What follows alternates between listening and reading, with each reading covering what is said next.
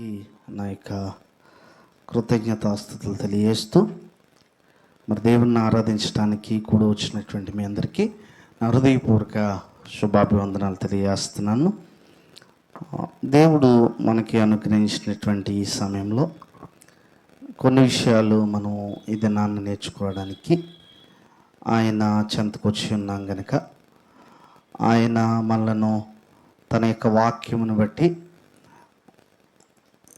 దేవుడికి అంగీకారయోగ్యంగా ఉండుటకును ఆయనకి ఇష్టలుగా జీవించుటకును మనలను చక్కగా మలిచేటువంటిది ఏంటంటే ఆయన యొక్క వాక్యము.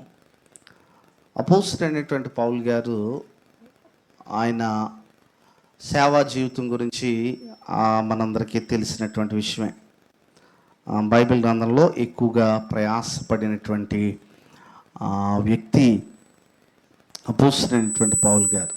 దేవుని సేవలో ఆయన అల్లుపెరగని యోధుడిగా దేవునికి నమ్మకంగా అనేక ప్రాంతాల్లో ఎన్నో కష్టాలు, శ్రమలు, బాధలు అనుభవించిన వ్యక్తిగా మనకి పౌలు గారు తెలుసు బైబిల్ గ్రంథంలో. అయితే అపోస్తలుడైనటువంటి పౌలు గారు వ్యక్తిగత జీవితంలో తాను ఏ విధంగా ఉన్నాడు అనేటువంటిది చాలా ముఖ్యమైనటువంటిది. ఎందుకు అనంటే మన యొక్క జీవితాల్లో వ్యక్తిగతంగా మనము దేవునితో సంబంధాన్ని కలిగి ఉండటం దేవుడు ఎక్కువగా ఇష్టపడుతున్నాడు. అపోస్తల కార్యములు 23వ అధ్యాయంలో ఒక కోర్టు అంటే ఒక బందీ ఖానాల్లో పౌలు పలికినటువంటి మాటలు ఇవి. ఆయన పలికినటువంటి మాటలు ఎక్కడ పలుకుతున్నాడంటే ఈ మాటలు చాలా అంటే అక్కడ చాలామంది జనం ఉన్నారు. చాలా ఒక రకంగా చెప్పాలనంటే ఆయన్ని ఏం చేశారనంటే చూడండి 30వ వచనంలో దాని యొక్క ముందు విషయాలు మనకు అర్థమవుతూ ఉంటాయి. మరునాడు యూదులు అతని మీద మోపిన నేరమేమో తాను నిశ్చయముగా తెలుసుకొనగోరి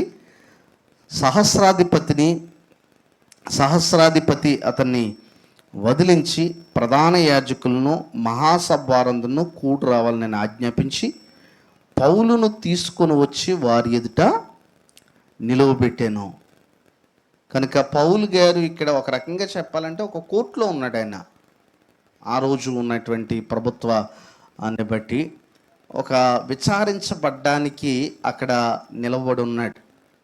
ఆ సమయంలో ఆయన పలికేటువంటి మాట ఏంటంటే పౌలు మహాసభ వారిని తేరిచూచి, సహోదరులారా, నేను నేటి వరకు కేవలము మంచి మనస్సాక్షి గలవాడినే దేవుని ఎదుట నడుచుకుంటేనని చెప్పాను. ఇది చాలా గొప్ప విషయం. ఏంటనంటే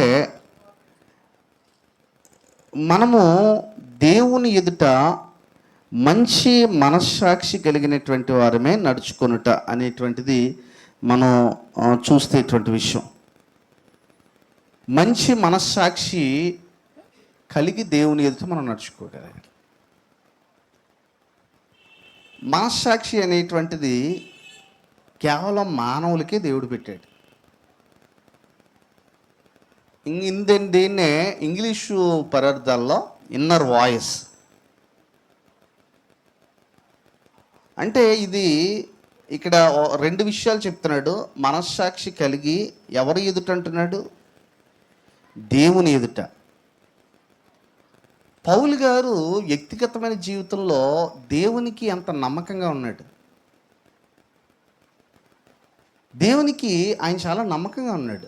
దేవునికి ఈరోజు అంటే మన ఎదుట దేవుడు ఉన్నాడు అనేటువంటి సంగతి మనం ఖచ్చితంగా జ్ఞాపకంచుకోవాల్సినటువంటి విషయం. మన ఎదుట దేవుడు ఉన్నాడు. చాలా సందర్భాల్లో మన ముందు దేవుడు లేడు అని మనం జీవిస్తూ ఉంటాం ఈ లోకంలో. సో ఇక్కడ పౌలు ఏమంటున్నాడు అంటే ఒక మాట చెప్తున్నాడు ఏంటంటే మనస్సాక్షి ఇన్నర్ వాయిస్ అనేటువంటిది. అంటే ఇది ఎలాంటిదంటే మనస్సాక్షి అనేటువంటిది మానవుడికి మాత్రమే దేవుడు పెట్టాడు. అంటే మనలో ఉండేది మాట్లాడుతూ ఉంటుంది. నీతో నీ గురించి ఎక్కువగా అందరికంటే ఎక్కువగా మన మనస్సాక్షి మాట్లాడాలి. మనతో ఎక్కువ ఎవరు మాట్లాడుతున్నారు? మన మనస్సాక్షి మనతో మాట్లాడుతుందా? మన మనస్సాక్షి మనతో మాట్లాడకపోతే మనం దేవుని ఎదుట నీతిమంతులు. కనుక ఎక్కువగా చాలాసార్లు భక్తిహీనత అనేటువంటిది, భ్రష్ట మనసు అనేటువంటిది, లేదంటే దేవునికి విరోధంగా ఎందుకు తయారవుతాం అని అంటే చాలా సందర్భాల్లో మన మనస్సాక్షి మనతో మాట్లాడకపోవడమే. ఒకవేళ మాట్లాడినా దాన్ని పట్టించుకోకపోవడమే.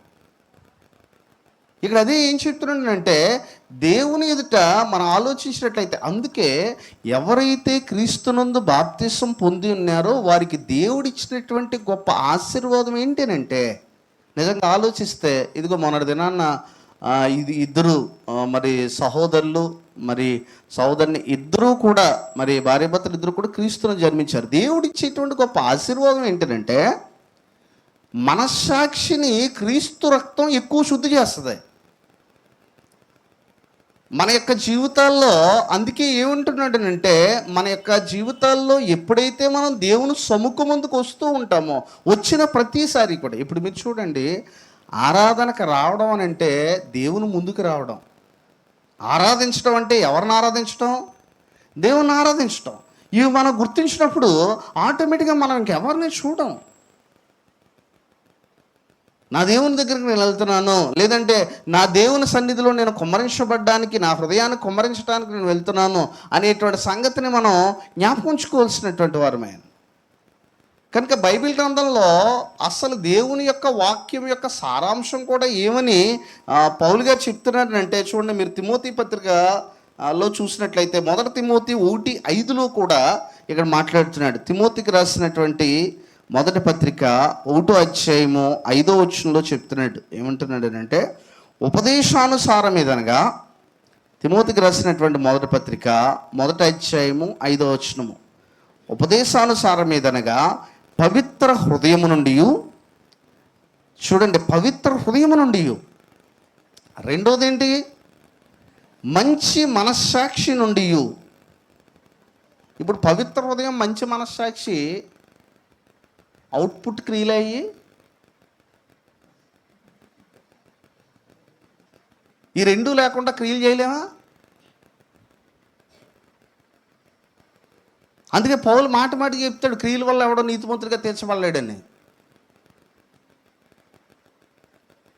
పవిత్రమైన, ఇక్కడ చూడండి యాకోబు గారు చెప్పేటువంటి విషయం ఏంటంటే, క్రియలు లేని విశ్వాసం ఏమంటాడు ఆయన?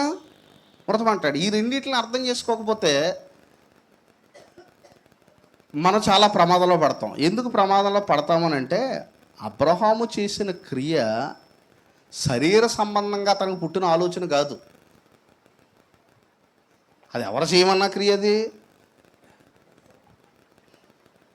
అబ్రహాము శరీరరీతిగా గొప్పవాడని అనిపించుకోవడానికో, లేదంటే శరీరరీతిగా మనుషులు ఎదుట కొనియాడబడ్డానికో చేసిన క్రియ కాదు అది. దేవుడు చేయమన్నాడు. దేవుడు చేయమన్న క్రియలో ఎప్పుడు కూడా దేవుడు మహిమ పొందుతాడు, దానికి దేవుని ఆమోదం ఉంటూ ఉంటుంది. కనుక ఇక్కడ అబ్రహాము, అలాగనే మనం ఆలోచించినట్లయితే, మనము ఏదన్నా ప్రేమిస్తున్నామనంటే, ఒకటి అంటున్నాడు ఇక్కడ, ఏమన్నాడంటే ప్రేమ గురించి మాట్లాడుతూ, ప్రేమకి ఎప్పుడైతే మనము నిజమైన ప్రేమ అంటే దేవుణ్ణి మనం నిజంగా ప్రేమించడం, లేదంటే సహోదరుని నిజంగా ప్రేమించడం అనేటువంటిది, ఇప్పుడు మనం దేవుణ్ణి ప్రేమించాలి, సహోదరుని ప్రేమించాలి అనేటువంటిది మనం ఎక్కువగా చూసేటువంటి విషయం, మనం చాలా నేర్చుకుంటాం. కానీ దీని వెనకాల 2 ఉన్నాయంటున్నాడు. అవి ఏంటయ్యి అనేటువంటి మాట మనం చూస్తే, ఉపదేశానుసారం ఏదనగా మొట్టమొదటిది ఏమంటున్నాడు? పవిత్ర హృదయము నుండి. రెండోది ఏంటి? మంచి మనస్సాక్షి నుండి. 2 విషయాలు తీసుకొచ్చాడు ఇక్కడికి. పవిత్ర హృదయము నుండి, అక్కడ ఏమన్నాడంటే ప్యూర్ హార్ట్ అనేటువంటి మాట చెప్పబడింది. అక్కడ చెప్పిన క్లీన్ కన్సైన్స్ అనేటువంటి మాట వాడబడింది ఇంగ్లీష్లో. Pure heart and clean conscience. నువ్వు దేవుణ్ణి ప్రేమించటము, లేదంటే మనుషులు ప్రేమించడం వెనకాల మన హృదయంలో కలిగి ఉండవలసినటువంటి క్యారెక్టర్ ఏంటంటే pure heart and clean conscience. ఇక్కడ ఏం చెప్తున్నాడు అంటే మొట్టమొదటి పవిత్ర హృదయం నుండి, రెండోది ఏమంటున్నాడు, మంచి మనస్సాక్షి నుండి కలుగు ఏమంటున్నాడండి, ప్రేమయే. ఈ రోజుల్లో చూడండి, దేవుణ్ణి ప్రేమించటము లేదంటే మనుషుల్ని ప్రేమించటం అనేటువంటిది ఏ విధంగా మనం సవాలుగా తీసుకొని వాళ్ళని ప్రేమించేటువంటి విధంగా మనం ముందుకు వెళ్తూ ఉంటాం. అంత్యకాలంలో ఏమొచ్చాయని చెప్పాడు, అపాయకరమైన కాలంలో వచ్చాయనేటువంటి సంగతి చెప్తూ అక్కడ ఒక మాట చెప్తూ ఉంటాడు. ఏమంటుంటాడంటే తిమోతికి రాసినటువంటి 2వ పత్రిక 3వ అధ్యాయంలో ఏం చెప్తున్నాడంటే, అంత్యకాలంలో అపాయకరమైన కాలములు వచ్చునని తెలుసుకును. 2 తిమోతి 3లో అంటున్నాడు.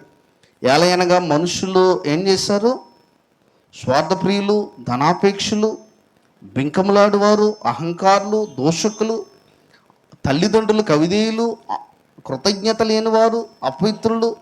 అక్కడ తర్వాత మాట ఉంది, అనురాగ రహితులు. అంత్యకాలంలో ఉండేటువంటి గొప్ప సమస్య ఏంటంటే అనురాగము అనేటువంటిది మిస్ అయిపోద్దట మనుషుల మధ్య.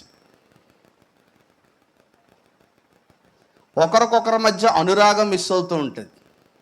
మీరు ఎప్పుడన్నా సహోదరుడు కనిపించినప్పుడు అనురాగంతో పలకరిస్తున్నారా, లేదా మానవుడు కదా అని వదిలేస్తున్నారా?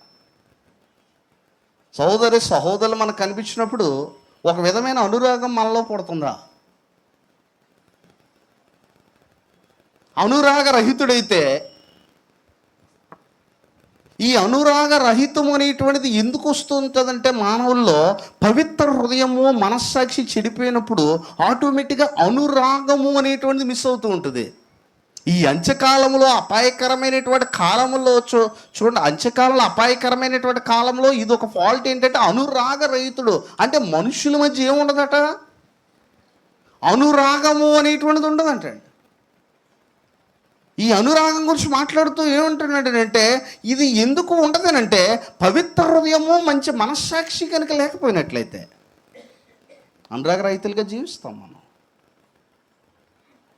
అందుకే అక్కడ చెప్తున్నాడు, రోమాపత్రిలో కూడా ఏమంటున్నాడనంటే, మనము అక్కడ చూసేటువంటి విషయంలో రోమిలకు రాసినటువంటి పత్రికలో మంచి మనస్సాక్షికి ఉండవలసినటువంటి లక్షణాల విషయంలో ఆయన చెప్తున్నాడు. ఏమంటున్నాడనంటే, మంచి మనస్సాక్షి అనేటువంటిది మనం నిజంగా కలిగి ఉన్నట్లయితే ఈ విధంగా మనం చేయడానికి సిద్ధపడుతూ ఉంటాం. చూడండి ఏమంటున్నాడనంటే, ఇక్కడ చెప్తున్నాడు 12వ అధ్యాయము 10వ వచనంలో చెప్తున్నాడు. రోమిలకు రాసిన పత్రిక 12వ అధ్యాయము 10వ వచనం, సహోదర ప్రేమ విషయంలో ఒకని యందొకడు ఎలా ఉండమంటున్నాడు, అనురాగము గలవారై,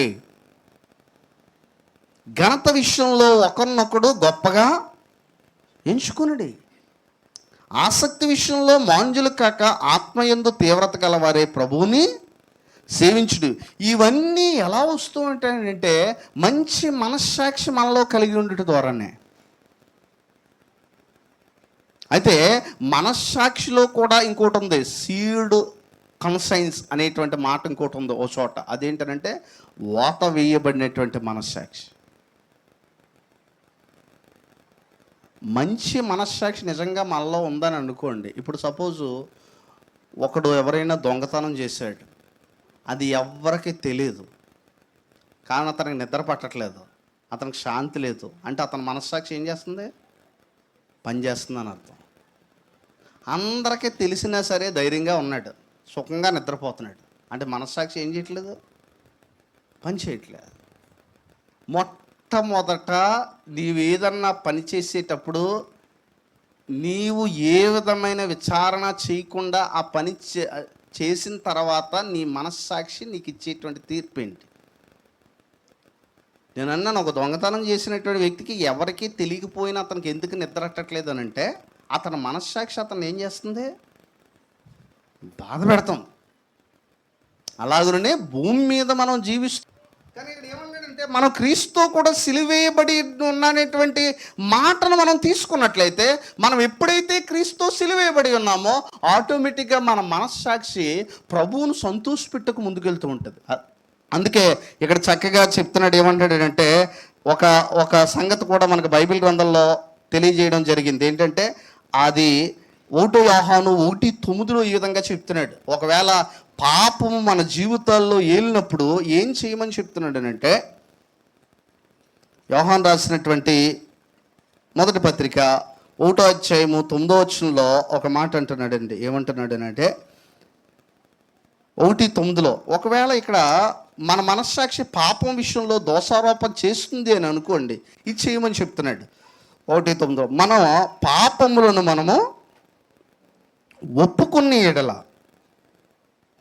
మన పాపములను మనము ఏమంటున్నాడండి, ఒప్పుకున్న ఎడల మంచి మనస్సాక్షి ఏం చేస్తుందనంటే, మంచి మనస్సాక్షి ఎప్పుడూ కూడా తన పాపమును దేవుని ఎదుట ఏం చేస్తుందండి, ఒప్పుకుంటుందండి. మనం నిజంగా మంచి మనస్సాక్షి కలిగినటువంటి వారం అయితే మనం మన పాపాన్ని దేవుని ఎదుట ఒప్పుకుంటాం. అందుకే ఏమన్నాడంటే, మన పాపములను మనం ఒప్పుకున్న ఎడల ఆయన ఏమన్నాడండి, నమ్మదగిన వాడును నీతిమంతుడును గనుక ఆయన మన పాపములను ఏం చేస్తాడు, క్షమించి, పాపాలను ఏం చేస్తాడు ఆయన, క్షమించి సమస్త దుర్నీతి నుండి మనల్ని ఏం చేస్తాడంటండి, పవిత్రులుగా చేయను. అప్పుడు మనలోకి ఏదొస్తూ ఉంటుందంటే మంచి మనస్సాక్షి వస్తూ ఉంటుంది. ఒక పాపాన్ని ఏదైనా సరే అబద్ధం ఆడేటువంటిది, సాధారణంగా క్రైస్తవులుగా మనం చేసే పాపాల్లో ఏది ఎక్కువ ఉంటుందని మనం అనుకుంటున్నాం? సాధారణంగా క్రైస్తవులమైన మనలో మహా అయితే 2, 3, 4 ఎవరో శరీర సంబంధమైన క్రియల రూపంలో పాపం చేస్తారు. కానీ ఎక్కువ మందికి చేసే పాపం ఏంటంటే నోటితో చేస్తారు. దీని గురించి ఎవరో పట్టించుకోరు.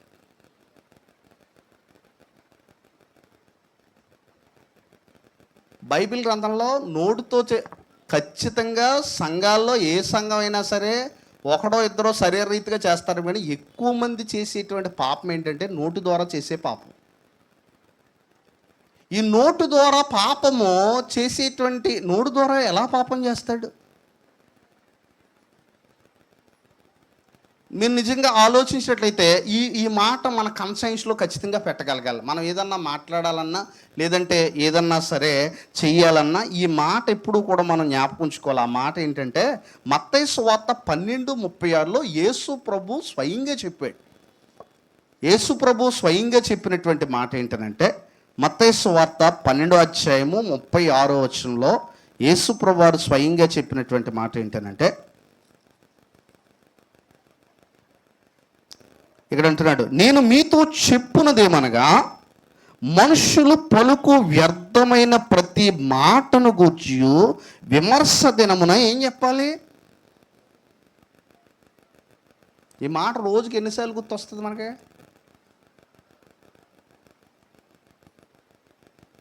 మన మనస్సాక్షిలో ఈ మాటను మనం, ఈ వాక్యాన్ని మనం ఎన్నిసార్లు జ్ఞాపకం చేసుకుంటాం? యేసుప్రభు అంటున్నాడు, మనుషులు పలుకు ఏమంటున్నాడండి, ప్రతి పలుకు వ్యర్థమైన ప్రతి మాట. ఇక్కడ చూడండి, బూతు మాటలు కాదు, సరసూక్తులు కాదు, పలికి ప్రతి వ్యర్థమైన మాటకి దేవునికి లెక్క చెప్పాలట. అందుకే మనం గాలికి మాట్లాడకూడదు. చాలామంది గాలికి మాట్లాడతారు. చాలామందికి ఒక సబ్జెక్ట్ మీద అవగాహన ఉండదు, దాని గురించి మాట్లాడుతూనే ఉంటారు. చాలామంది అవతలడికి ఏమీ తెలియదు అనుకొని మాట్లాడుతుంటారు.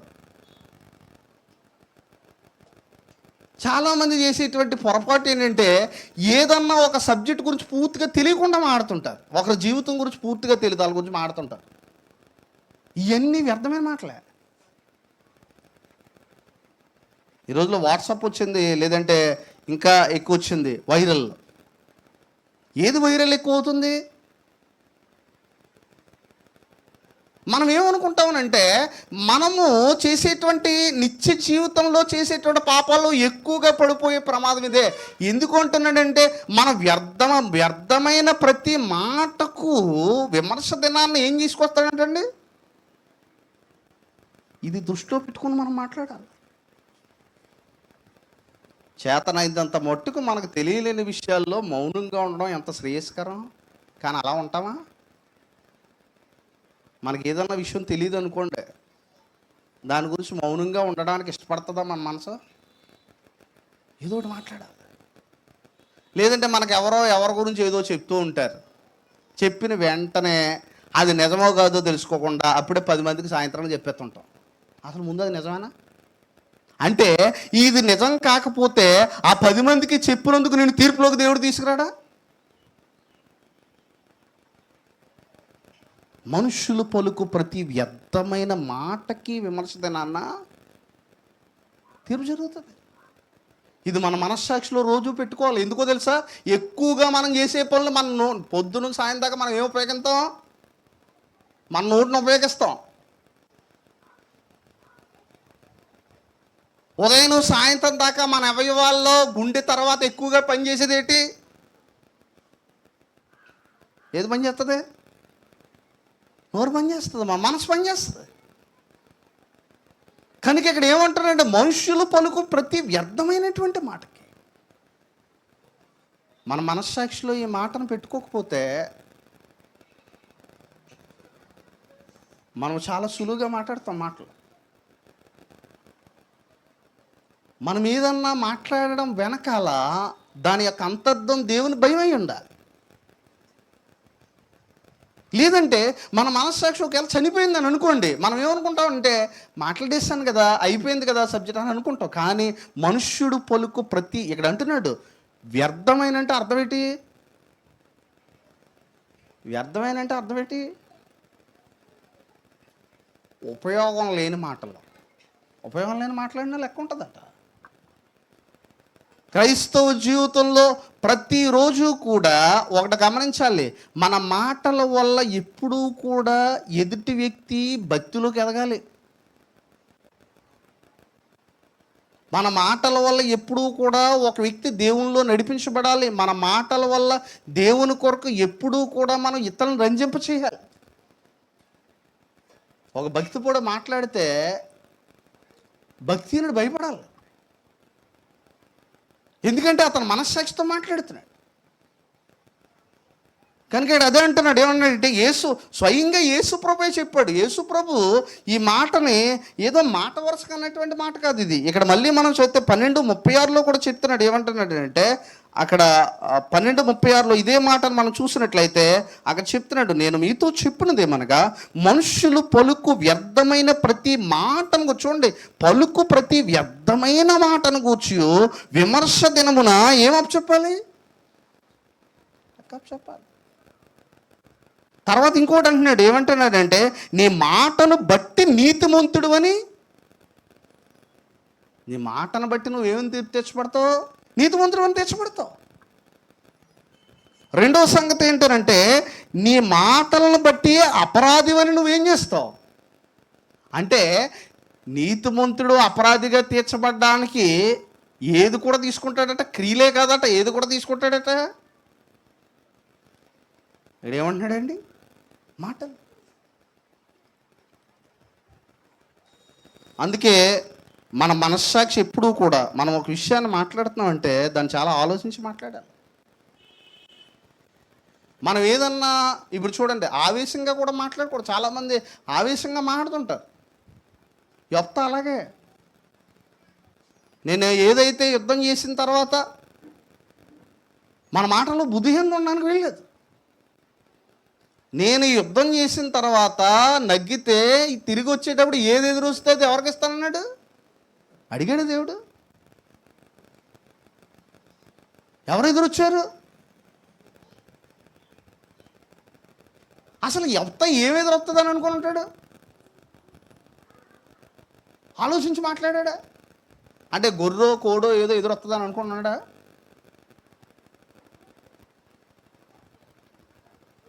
కుమార్తె ఎదురొస్తుందని ఊహించి ఉంటాడా?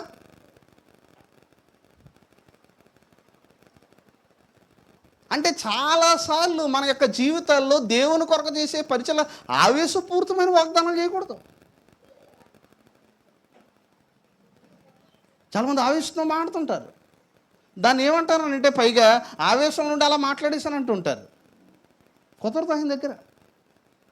నువ్వు సహనం అంతం వరకు సహించిన వాడే ఏం పొందాడంటే అండి, రక్షణ పొందాడు.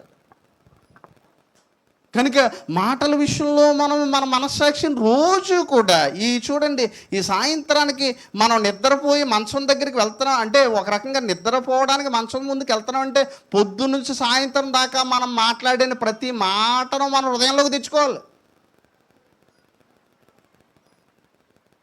ఒకవేళ వాటిలో ఏదైనప్పటికీ అపవిత్రమైన మాట కానీ, లేదంటే అబద్ధము కానీ, లేదంటే ఎదుటివాడిని మోసం చేసే మాట కానీ, అందులో ఎదుటివాడిని దారి తప్పించే మాట కానీ ఏదైనప్పటికీ అందులో ఉంది అని అంటే, కొంతమంది చిన్న చిన్న ఎలా అంటే, ఈ వస్తువు ఎంత కొన్నామంటే అది 30 రూపాయలకి ఎంత కొన్నాడు, 50 అని చెప్తూ ఉంటాడు. ఎందుకది 50 అని చెప్తే నేను ఏమన్నా వృద్ధి? కారణం ఏంటి? ఇవన్నీ మాట్లాడడానికి. ఈ బండి అంతా, బాబా ఈ బండి ఎక్కువ కొనుక్కున్నానంటే నా వెనకాల కోట్లు ఉన్నాయని అనుకుంటాడు, కాబట్టి 30,000 అని చెప్దాంలే. ఇవన్నిటి వెనకాల ఏముంది? నువ్వెక్కడా కూడా ఒక విషయం ఏంటంటే, నువ్వు దేవుని ఎదుట ఎప్పుడూ కూడా ఉన్నట్టుగానే మాట్లాడాలి. ఎందుకనంటే ఇక్కడ విషయం ఏంటంటే, మనుష్యుడు నీతో మాట్లాడుతున్నాడంటే అక్కడ మధ్యలో ఆ మనుష్యుడు మాత్రమే లేడు, ఆ మధ్యలో ఎవరున్నారు? దేవుడు ఉన్నాడు. మనం చాలాసార్లు ఇతరులతో మాట్లాడేటప్పుడు మధ్యలో దేవుడు లేడు అనుకుంటాం మనం. ఎందుకంటే ఆ ఎదురున్నవాడే ఉన్నాడని అనుకుంటూ ఉంటాం. అననీయ సప్పీరాలు అలాగే మాట్లాడారు. వెళ్ళి ఎవరి ముందు? పేతురు ముందు. పేతురికి ఏం తెలియదు అనుకుంటున్నారు. మనం మ్యారేజ్లో ఒక మెసేజ్ చెప్తూ ఒక మాట ఎప్పుడు ఉంటుంది ఏంటంటే, ఆ వివాహాల్లో ఎక్కువగా ఆలోచించేటువంటిది ఏంటంటే, కలిసి ఉంటే ఏమంటుంటారు? కలసుఖం అని. సరే, ఈ మాట అట్టుకెళ్ళి అననీయ సప్పీరాల జీవితంలో అట్లా కలిసి ఉంటే ఏమైంది? కలసుఖమా? దేని మీద కలిసి ఉన్నారు వాళ్ళు? అబద్ధం మీద కలిసి ఉన్నారు ఇద్దరుని. కలదు సుఖం అయింది వాళ్ళకి? కలిసి ఉండవనంటే అది అబద్ధం మీద కలిసి ఉండడం కాదు, అది మంచి మనస్సాక్షి మీద కలిసి ఉండాలి, దేవుని నీతి మీద కలిసి ఉండాలి. చాలాసార్లు మనం ఏమంటూ ఉంటామనంటే, కలిసి ఉండడం వెనకాల దేవుడు ఉన్నాడే ఉన్నాడు. ఇప్పుడు చూడండి, దేవుల్లో లేని వాళ్ళు ఎంత కలిసి ఉన్నా చివరికి నాశనమే. ఎందుకంటే శరీర సంబంధమైనటువంటి ఐక్యత తప్ప ఆత్మ సంబంధమైన ఐక్యత కాదు. ఒకవేళ అదే నిజం అనుకుంటే అననీయ సప్పీరాలు కలిసే ఉన్నారు. వారు ఏకమై ఏమమ్మారు? పొలం అమ్మారు. ఏకమయ్యారు ఇద్దరు కూడా. అంటే ఏకమయ్యారంటే వాళ్ళ మధ్య గొడవలు ఏమీ లేవు. కానీ వాళ్ళు దేంతో ఏకమయ్యారని అంటే, వాళ్ళిద్దరూ ఒక దాని మీద బేస్ అయి ఉన్నారు. దేని మీద? అది ఇప్పుడు కల సుఖమైంది వాళ్ళకి. కనుక జీవితంలో మీరు ఎప్పుడన్నా సరే మన కుటుంబాల్లో కూడా పిల్లలు అబద్ధం ఆడితే వెంటనే ఖండించాలి. చాలామంది గారంతో వాళ్ళు అబద్ధం ఆడినా సరే ఏం చేయరు?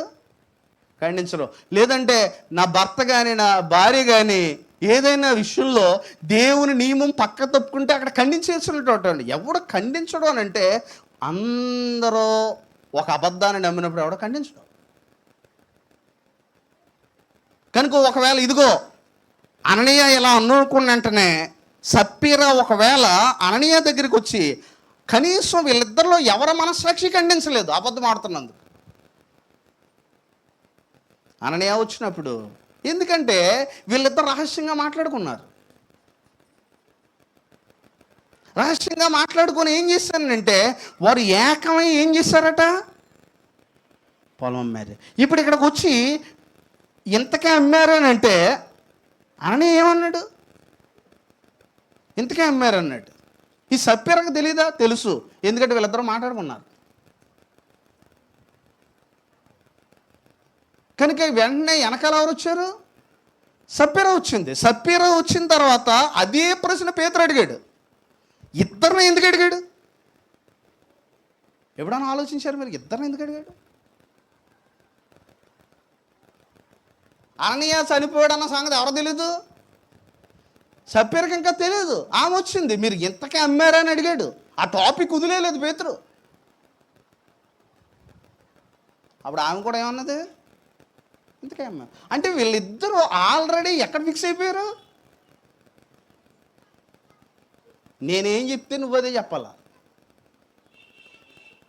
ఉందా ఫ్యామిలీలో ఎలాంటిది? చాలాసార్లు చూడండి, నేను ఏం చెప్పాను అదే చెప్పు, నువ్వేం మాట్లాడకుండా ఉంటారు. ఒక నడిపిస్తాడు ఆ కుటుంబాన్ని. ఆ ఒక్కడు అబద్ధం ఆడమంటే ఆ కుటుంబం అంతా అబద్ధం ఆడుతుంది. ఆ ఒక్కడు నిజం చెప్పమంటే ఆ కుటుంబం అంతా నిజం చెప్తుంది. కానీ అందులో ఒకడైనను ఇది మనకు న్యాయమా, మనం దేవుని నమ్ముకున్నాము, దేవుని ముందు మనం మంచి మనస్సాక్షి కలిగి ఉండాలి, అయ్యో ఇది ఘోరం కదా అనేటువంటి ఆలోచన ఒక్కడికైనా లేకపోయినా. అందుకే ఆత్మ సంబంధమైనటువంటి మనుషుల మధ్య ఉండేటువంటిది ఏంటంటే, వారు ఒకవేళ హెచ్చు తగ్గులు ఉన్నప్పటికీ వారు దేవుని నియమంలో కలిసి ఉండడానికి ప్రయత్నం చేస్తూ ఉంటారు. అందుకే ఇక్కడ ఏం చెప్తున్నానంటే, వీళ్ళు ఇద్దరికీ కూడా మనస్సాక్షి అనేటువంటిది చచ్చిపోయింది.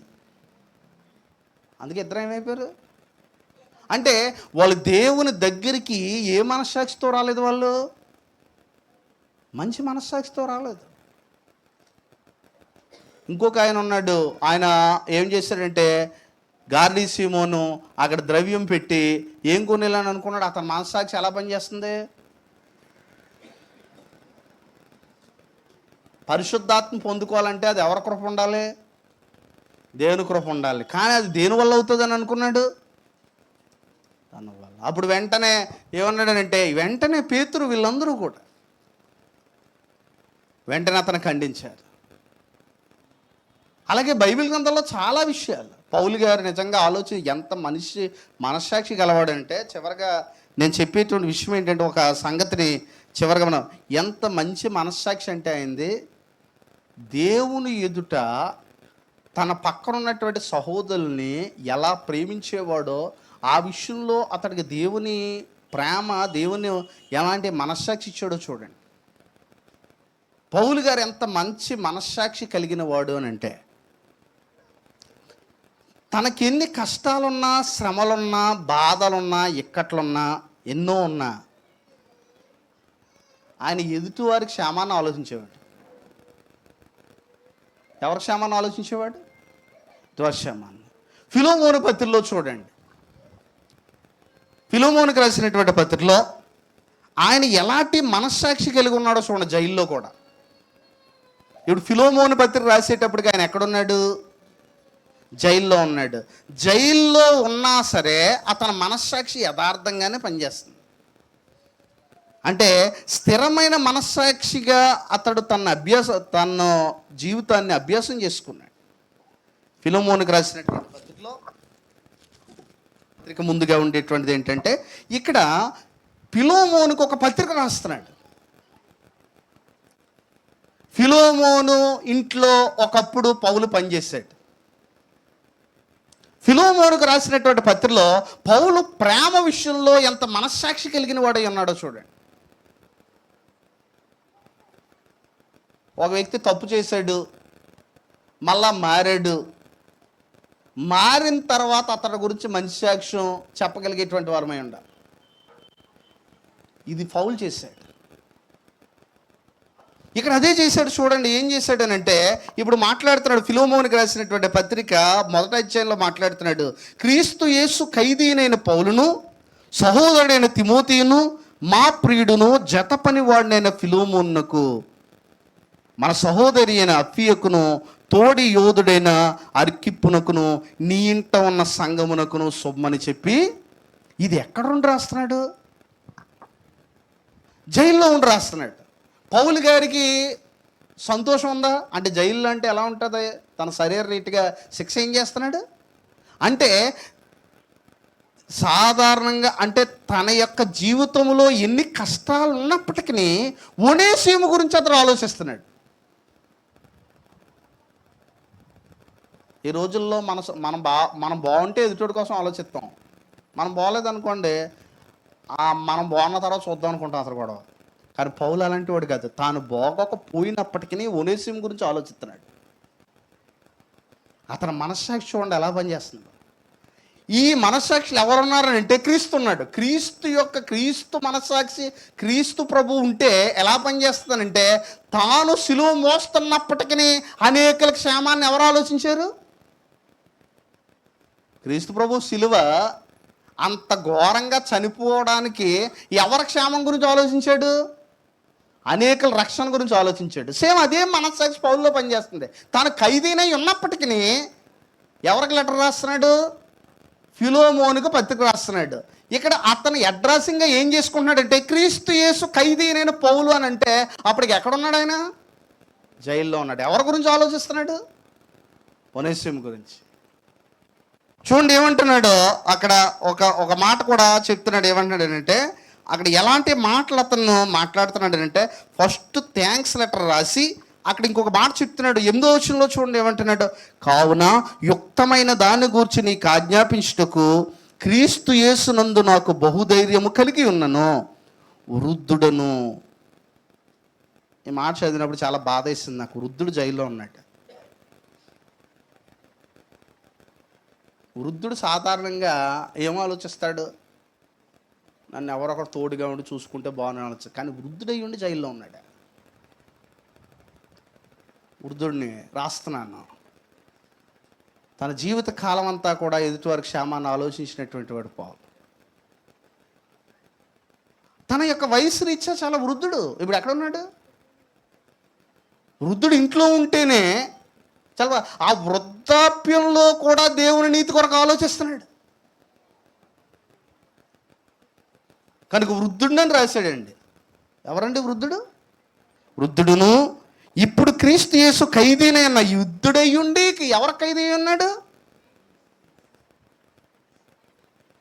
సాధారణంగా చాలామంది ఆలోచించేటువంటి విషయం ఏంటంటే చివరి రోజుల్లో సుఖంగా ఏమైపోవాలి? చనిపోవాలి. జీవితకాలం అంతా కష్టాలు అనిపించాం కాబట్టి చివరి రోజు పౌలు గారికి చివరి రోజుల్లో కూడా ఆయన ఖైదీ అయి ఉన్నాడు. ఆయన యొక్క నీతి చూడండి. ఇప్పుడు మళ్ళీ ఎవరి కోసం? వాళ్ళు తన గురించి మళ్ళీ వృద్ధుడయ్యి ఉండి తన ఆరోగ్య క్షేమం గురించి ఆలోచించుకోకుండా ఎవరి కోసం ఆలోచిస్తున్నాడు అంటే ఒనేసిము కోసం ఆలోచిస్తున్నాడు. చూడండి ఏమంటున్నాడు ఒనేసిము గురించి. మన గురించి మనం ఎక్కువ చెప్పుకుంటాం కానీ ఇతరుల గురించి ఏమన్నా మాట్లాడుతూ ఉంటామా? ఇతరుల గురించి మనం ఏం చెప్తాం? చాలాసార్లు ఎదుటి సహోదరుడు గురించి మంచిగా చెప్తే నా ఇమేజ్ అక్కడ ఇమేజ్ డ్యామేజ్ అవుద్దని చెప్పి నా గురించి నేను చెప్పుకుంటాను. అందుకే చూడండి, నా భక్తి ఇలాంటిది కాదు, నా భక్తి ఇలాంటిది కాదు, ఇది కాదు. పలానా సహోదరుడు ఉన్నాడు చూసావా, దేవుని కూడా నమ్మకంగా బ్రతుకుతాడు అని చెప్పగలుగుతున్నావా నీ సహోదరుడి గురించి? పౌలు చాలా గొప్పవాడు. తన గురించి కంటే ఎవరి గురించి చెప్తున్నాడు? అక్కడ చెప్తున్నాడు. చూడండి ఏమంటున్నాడంటే అక్కడ ఒక మాట మాట్లాడు. వృద్ధుడును ఇప్పుడు క్రీస్తు యేసు ఖైదీ నేను పౌలను నేను ప్రేమను బట్టి వేడుకుంటే మరి మంచిదనుకుని నా బంధకముల్లో నేను కనిన నా కుమారుడగు ఒనేసిము కోసము. అంటే పౌలు గారి యొక్క మనస్సాక్షి ఎంత బాగా పనిచేస్తుందో చూడండి ఈ విషయంలో. ఒనేసిము కోసం ఎవరిని వేడుకుంటున్నాడు? ఫిలోమోన్ని. ఒనేసిము ఏదో అక్కడ చూడండి ఏం చేశాడంటే ఒనేసిము అక్కడ ఏం చేశాడంటే ఒనేసిము కోసం నేను అతడు మునుపు నీకు ఏమైన వాడు? నిష్ప్రయోజనమైన వాడే కానీ ఇప్పుడు నీకును నాకును.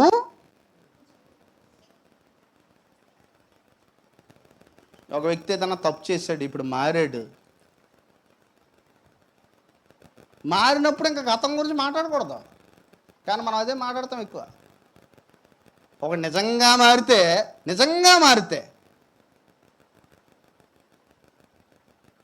కనుక ఇక్కడ అంటున్నాడు మునుపు నిష్ప్రయోజనమైన వాడే కానీ ఇప్పుడు నాకును నీకును ఏమైన వాడు? ప్రయోజనకరమైనటువంటి వాడు. బాప్తిసం పొందిన తర్వాత క్రీస్తునందు మనకి ఏమై ఉన్నారు? సహోదరులు అన్నారు. వారు గతంలో ఎలా జీవించినప్పటికీ, గతంలో అన్యం నుంచి వచ్చినప్పటికీ వారు క్రీస్తునందు ఇప్పుడు దేవునికిని సహోదరులకును ప్రయోజనకరమైనటువంటి వారు. ఎదుటివాడిని ప్రోత్సహించడానికి మనం టైం కేటాయిస్తున్నామా? జీవితంలో మనం ఎదుటివాడి కనీసం మనం ఈ రోజుల్లో ఎదుటివారి గురించి అంటే సాధారణంగా ఏమని చేస్తూ ఉంటామనంటే ఎదుటివారి గురించి కష్టాల్లో కూడా పౌలు గారు ఆలోచిస్తాం కనుక ఎదుటివారి గురించి మనం ఆలోచించలేకపోతే మనం ప్రేమ కలిగినటువంటి వారం కాదు. ఎందుకంటే నిన్ను వల్లే నీ పొరుగు వారిని ప్రేమించగలగాలి. అందుకే చెప్తున్నాడు, ఏమని రాస్తున్నాడు, ఇంకా మనం ఆలోచించినట్లయితే కింద రాస్తున్నాడు చూడండి, ఎలాంటి మాటలు రాశాడు చూడండి. నా ప్రాణం వంటి వాడైన అతను నీ యొద్దకు తిరిగి. ఒనేసిము ఎలాంటి వాడు అని అంటున్నాడు? ప్రాణం లాంటి వాడు. తర్వాత ఏమంటున్నాడు చూడండి, నేను సువార్త కొరకు బంధకములో ఉండగా నీకు ప్రతిగా అతడు నాకు ఏం చేశాడు? పరిచారం చేయి నిమిత్తము నా యొద్ద అతన్ని నుంచుకొని వలన యుంటిని కానీ. అంటే ఇతరులకు పరిచయం చేయడం కూడా మనం నేర్పించాలి. ఇతరులకు పరిచయం, ఇక్కడ దైవజనుడికి పరిచయం చేస్తున్నాడు దగ్గరుండి. ఏం చేస్తున్నాడనంటే నువ్వు లేనప్పుడు నీకు బొద్దులుగా నాకు ఎవరు చేశారంటున్నాడు. అలాగే తీతు గురించి మాట్లాడతాడు, తిమోతి గురించి మాట్లాడు. తిమోతి గురించి ఏమంటాడంటే, తిమోతి గురించి ఒక మాట మాట్లాడతాడు. ఏమంటాడంటే, ఇదిగో తిమోతిని మీ దగ్గరికి పంపాలని అనుకున్నాడు, అతడు వంటి వాడెవడను నా యొద్ద. పౌలు గారు ఎప్పుడూ కూడా తన దగ్గర ఉన్నటువంటి వారి గురించి మంచి సాక్ష్యం చెప్పేవాడు. నమ్మకస్తులైతే వారి గురించి మాట్లాడేవాడు. అందుకే ఇక్కడ చెప్తున్నాడు, ఎందుకనంటే అతని మనస్సాక్షి తనకంటే ఎక్కువగా ఎవరిని ప్రేమించాలని చెప్తుంది. ప్రేమ స్వప్రయోజనమును ఏం చేసుకోదంటండి, విచారించుకుందో. అలాంటి వాడే పౌలు. స్వప్రయోజనం కంటే ఎవరి ప్రయోజనం కోసం ఆలోచిస్తున్నాడు? ఒనేసిము కోసం ఆలోచిస్తున్నాడు. ఎంత మాట్లాడుతున్నాడు చూడండి. 14 వచనం, నీ ఉపకారం బలవంతము చేతనట్టు కాక స్వేచ్ఛాపూర్వకమైనదిగా ఉండవాలని నీ సమ్మతి లేక ఏమీ చేయుటకు నాకు ఇష్టము. ఎలా అడుగుతున్నాడు చూడండి. అసలు పౌలు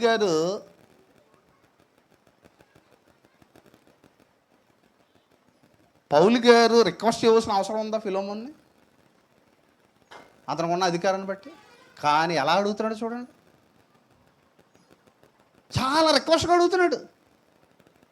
పైగా ఏమంటున్నాడు చూడండి, ఏమంటున్నాడు, ఒక మాట అంటున్నాడు.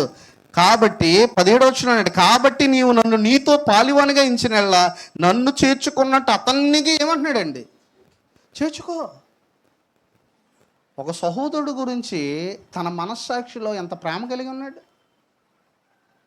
నన్ను ఎలా అయితే చేర్చుకున్నా అతన్ని కూడా చేర్చుకో. ఎవరికి రాస్తున్నాడు? చెప్పారు లెటరు ఫిలోమోనుకి రాస్తున్నాడు. ఇంకో మాట అన్నాడండి, ఇది చాలా లోతైన ప్రేమ. ఇది ఒకప్పుడు అతడు నీకు నష్టం కలగజేశాడు, ఆ డబ్బులు ఆ అప్పు ఎవరు తీరుస్తారు? ఎవరు తీస్తారు? ఏమంటున్నాడో చూడండి. అక్కడ అంటున్నట్టు, అతడు నీకు ఏ నష్టమైనో కలగజేసిన ఎడలను, నీకేమైనా రుణమున్న ఎడలను అది నా లెక్కలో. ఏమంటున్నాడండి, చచ్చు. ఎంత లోతుగా ప్రేమిస్తున్నాడు. ఇతరుల యొక్క యోగక్షేమాలు మనం ఖచ్చితంగా ఆలోచించగలగాలి. నా మట్టుకు నేను బ్రతుకుతున్నాను అనేటువంటిది మాత్రమే కాదు, కానీ నా సహోదరుడు ఎలా బ్రతుకుతున్నాడు అనేటువంటిది కూడా నేను ఆలోచించగలగాలి. నా సహోదరుడు నా వలే సంతోషంగా భోజనం చేయగలుగుతున్నాడా అనేటువంటిది ఆలోచించగల. క్రైస్తవ్యం అనేటువంటిది ఎలాంటిదంటే ఇస్ వన్ అనదర్. కొన్నిసార్లు నీ నుంచి నీ సహోదరుడు ఆశించేది ఏముండదు, కానీ మానసికమైన ధైర్యాన్ని ఆశిస్తాడు. అది నువ్వు ఇవ్వగలుగుతున్నావా నీ సహోదరుడికి? నువ్వు భుజం తట్టి అతను బలపరచగలుగుతున్నావా? క్రిస్టియానిటీ అని అంటే ఇట్ ఈస్ ఎ ఫ్యామిలీ. అంటే ఒక రకంగా మనం ఆలోచించినట్లయితే ఒకరి నిమిత్తం ఒకరు ప్రార్థించేటువంటి వారుగా, ఒకరి నిమిత్తం ఒకరు యోగక్షేమాలు ఒకరు తెలుసుకునేటువంటి వారుగా. అందుకే మీ క్షేమము అనేటువంటి మాట ఎక్కువగా పౌలు గారు వాడుతూ ఉంటారు. ఇది మనం చేయగలగాలి. ఇక్కడ ఇంకోటి డైరెక్ట్గా తన చేతులతోనే రాస్తున్నాడు. అటు చూడండి 19వ వచనంలో చూడండి, పౌలును నేను నా స్వహస్తముతో ఈ మాట వ్రాయిచున్నాను, అది నేనే తీర్తును. అంటే మొట్ట మీద ఒనేసిము ఆయన ఫిలోమోనుకి ఏం కలగజేశాడు? నష్టం కలగజేశాడు. కనుక ఏదన్నా అతను నీకు నష్టం కలగజేసి ఉంటే అది నేనే ఏం చేస్తానంటున్నాడు. చాలా సందర్భాల్లో మనం ఆలోచించినట్లయితే ఇక్కడ ప్రాముఖ్యంగా ఉండేటువంటి మాట ఏంటంటే, ఇంకొక మాట, అయినను నీ ఆత్మ విషయంలో నీవే నాకేమైనా రుణస్థుడివై ఉన్నావని నేను చెప్పనేలా అంటున్నాడు. కనుక మన జీవితాల్లో మనస్సాక్షి కలిగి మనము దేవుని ఎదుట దేవుని స్తుతించడం, ఆరాధించడం, మంచి మనస్సాక్షితో మనం మాట్లాడడం, మంచి మనస్సాక్షితో ఇతరులను ప్రేమించడం, ఇదే దేవుడు మన నుంచి కోరుకునేది. ఎందుకంటే ఒక మాట అన్నాడు, సహోదరుని ప్రేమించేవాడు మరణంలో నుంచి ఎక్కడికి దాటి ఉన్నాడు? జీవములోనికి దాటి ఉన్నాడు. కనుక మనం ప్రాముఖ్యంగా చూసేటువంటి విషయం ఏంటంటే, దేవుని కొరకు మనం ఎల్లప్పుడూ కూడా ఇతరుల కొరకు ప్రార్థించేటువంటి బిడ్డలుగా, మనలను మనము దేవుని ముందు మంచి అభ్యాసం చేసుకునేటువంటి వారముగా, దేవుని కొరకు మనం బ్రతికేటువంటి వారుగా. ఒక మాట మాత్రం చెప్తున్నాడు పౌలు, నేను నేటికి మంచి మనస్సాక్షి కలిగిన వాడనే ఎవరిని సేవిస్తున్నాను? మనందరం ఈరోజు ఒక ప్రశ్న వేసుకోవాలి ఇంటికి వెళ్ళిన తర్వాత, నేను మంచి మనస్సాక్షితో ఇంతకాలం నుంచి నా దేవుని నేను సేవిస్తున్నానా?